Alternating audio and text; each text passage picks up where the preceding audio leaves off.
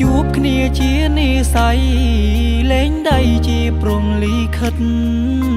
ព្រមទទួលការពិតយើងបែកគ្នាហើយនៅធ្វើមុខស្រពោនអូនមិនព្រមតបឆ្លើយហើមដេញឡើយពួកយើងត្រូវបែកគ្នាមកពីគ្រួសារស្រី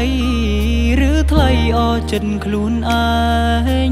ទុកឲ្យបងចំបែងព្រោះពាក្យមិនពិតលែងសើចនឹងខ្ញុំលែងខំស្នេហ៍អងពីចិត្តតែការពិតក្នុងចិត្តគ្មានរូបខ្ញុំឡើយជួបគ្នាជានិស័យ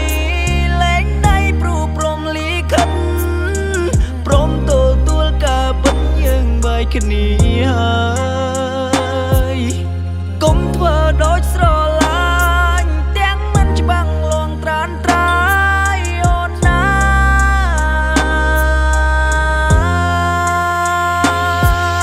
ផ្ដើមជីវិតជាថ្មីវិញថៃមួយដែលគ្មានអូនបែងដងនាងស្ទើរសូនមកដល់សពថ្ងៃជាតិនាងបានជួបហើយតែយើងគ្មាននិស័យកាត់ដៃថ្លៃរហូ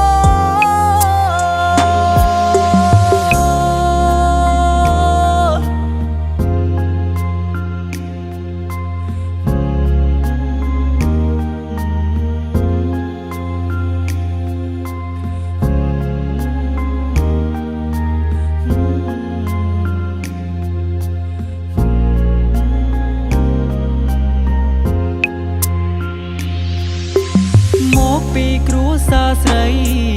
ឬថ្លៃអចិត្តខ្លួនឯងទុកឲ្យបងចំបែងព្រោះពាក្យមិនពិតលែងសើចនឹងខ្ញុំលែងខំស្នេហ៍អងពីចិត្តតែការពិតក្នុងចិត្តគ្មានរូបខ្ញុំឡើយជួបគ្នាជានិស័យលែងដៃព្រោះព្រមលីខិតព្រមទទួលការពិតយើងបែកគ្នាហើយកុំធ្វើដូចស្រឡាញ់ទាំងមិនច្បាំងលងត្រានត្រាយអូនណា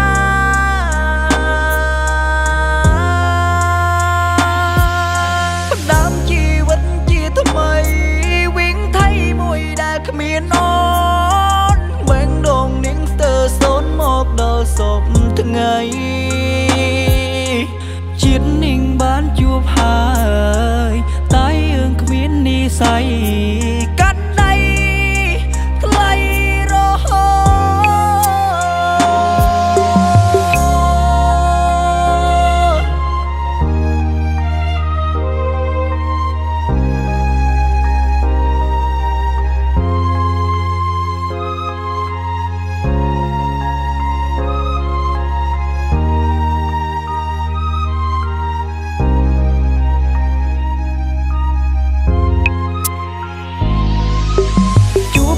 ជានិស័យ